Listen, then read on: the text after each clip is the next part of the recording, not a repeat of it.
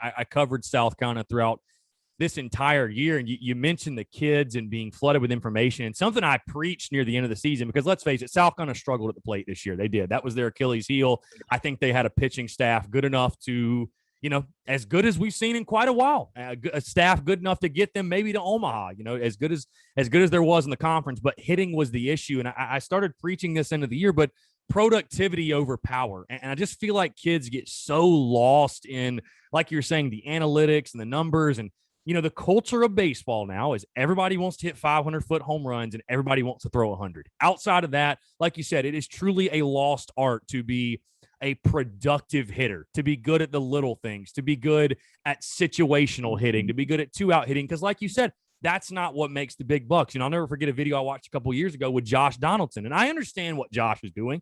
I understand what he's saying, but I think it's almost detrimental when he's saying, they don't pay you to hit ground balls. They pay you to hit bombs. But it's like everybody's taken on that mentality. And at the college game, it's different because you're not playing as, at that level, you're playing as an individual for the most part, right? You're playing for your contract. I mean, of course, you're trying to win the game and you're trying to win as a team, but especially in the minor leagues, like you've been there, Adrian, you are playing to get to the next level. It is an individual type deal. I mean, you're not gone are the days where you're pulling for your buddy to do better than you, or you don't care who gets the knock. No, you want to be the guy that gets the knock because you're trying to get paid. You're trying to get promoted, all that stuff. Do you feel like the overall culture of baseball, like, does it need to be shaken a little bit? Because I look at South Carolina, and I'm not trying to dog our guys. This is a problem everywhere, I feel like, where it's like everybody is so obsessed with the gaudy power numbers, and you're seeing strikeouts go up. And I mean, the pitchers are throwing ungodly stuff now. I mean, there are obviously questions at the big league level and all levels about the, using substances or whatever, which has been going on forever, by the way. But your overall thoughts, again, just on the culture of baseball. And again, you're a coach. So it hits home for you in handling that. And like you said, checking egos at the door and making sure guys are playing for the right reasons. Because again, at the pro level, like you said, when you're getting paid and you're as good as those guys, those guys, they can just show up to the field and cut it on. But these college kids, where it's like, it is about winning ball games. And if you win ball games, scouts want to come watch those teams that are good. And that's how you're going to get scouted and get drafted and get to the next level. What do you see in regards to the overall game of baseball and everything I just mentioned? Well, again, I think that the game is starting to shift back, right? Where it's becoming so hard to hit these arms in the big leagues. I mean, you got guys that don't belong throwing no-hitters, right? Wade Miley threw a no-hitter. Not a knock on Wade Miley, but he's not a no-hitter type of guy, right? Jacob deGrom, I don't think he's throwing no-hitter this year. He's the best pitcher in baseball, right? So you got guys that are throwing no-hitters in baseball. And the pro and the big league level and the pro level, I understand. I understand what they pay for. I get it.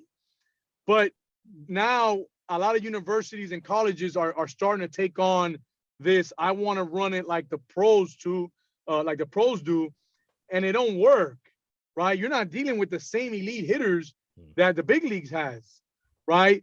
So I think, and I keep talking to scouts down here in South Florida, I think the game is starting to shift back where they're going to get to be more of the hitability guys that can hit over 300. I mean, dude, you look up and down lineups, Arkansas didn't have a guy over 300. And they were the most, offensive dominant team in college baseball. But they're home now, right? Yep. They faced a guy in game 3 that was throwing a bunch of changeups and a bunch of sliders, and they couldn't make any adjustments because everybody was just trying to lift, right? Nobody was trying to hit the ball the other way. So you kind of see it. And I think it'll shift back. My biggest take from it, dude, I went and looked at the line after South Carolina got eliminated. I went and looked at their lineup because I follow them on Instagram, and I always see everybody hitting home runs, right? Videos of this guy, videos of that guy. And I'm like, Christ, they must be going off offensively, right? So I go look at Wes Clark, right? Great season, 24 bombs. I think he led the league in home runs. Yep, he did. Yep. Right. So, and I go look at his numbers. There's 24 home runs with 56 RBIs. I went back to look at my junior numbers, 9 home runs, 56 RBIs. Something ain't matching up there, right? I got 9 home runs He's got 24. We both have the same amount of RBIs, right? So something was off. And it's not a knock on him. It's just maybe no adjustments with 2 strikes. Maybe it's okay in their program now for them to strike out. I don't know. I'm not there. The kid had a great year. It was fun to watch him, but there's something off there, right? When I got 9 home runs my junior year, 56 RBIs, he's got 24 with 56. My swings, my RBIs, and I'm not even close to being compared to this kid. This kid's way better than me, but I drove in the same amount of runs. My RBIs had more impact. My hits had more of an impact on the game. And I think that's the biggest thing of, can you have a guy like Wes Clark? Yes. Can you have 9 of Wes Clarks? No. You got to sprinkle in some of those Whit Merrifields that's going to hit 340 for you, right? A Jackie Bradley that can do it all. Hit for pop, hit for average, can bunt, can play defense. Great kid in the great guy in the locker room. You know, you got to have guys like that, a different type of guys. And I think that's what Holbrook was so good at, right? On kind of designing a team for Coach Tanner to run. You know, a team that it wasn't all just power hitters. It was a complete team, some dirt bags, some pretty boys, some guys that are older guys, you know, a quiet kid like Jackie, a quiet assassin like Brady Thomas, you know, the hard hat guys like Wingo, me, Enders, Barry. They did such a good job of designing a team with kind of different type of players that can help you depending on the game, right? If there was a game where it was going to be a 1-to-1 ball game, we had guys to bunt guys over. We had guys to hit and run. We had guys to steal a bag.